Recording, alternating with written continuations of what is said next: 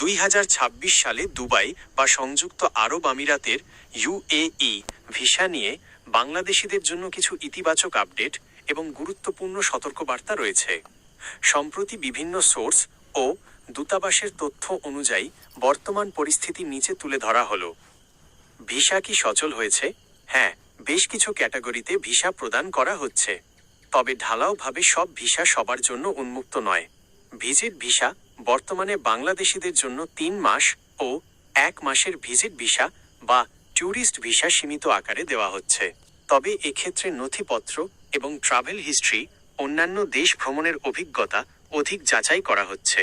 কর্মসংস্থান visa, work visa, দক্ষ কর্মীদের স্কিল্ড প্রফেশনালস জন্য অনলাইন সিস্টেম চালু হয়েছে। বিশেষ করে মার্কেটিং ম্যানেজার, হোটেল স্টাফ এবং সিকিউরিটি গার্ডদের মতো নির্দিষ্ট কিছু পেশায় ভিসা ইস্যু শুরু হয়েছে।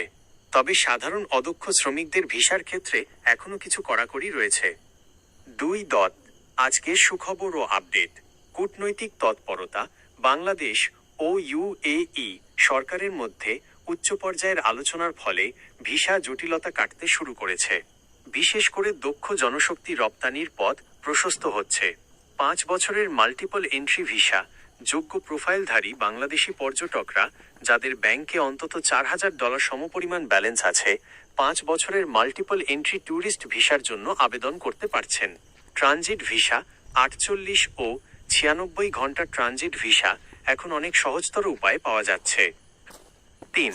গুরুত্বপূর্ণ সতর্কতা। গুজব থেকে দূরে থাকুন।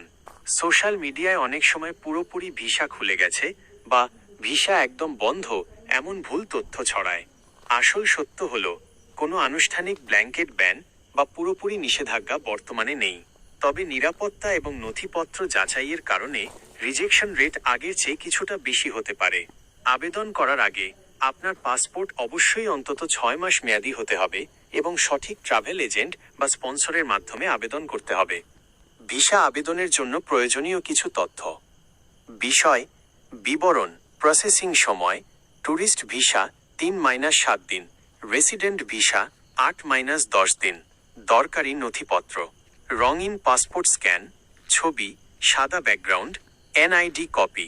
আবেদনের মাধ্যম: আইসিপি, জিডিআরএফএ বা অনুমোদিত ট্রাভেল এজেন্সি।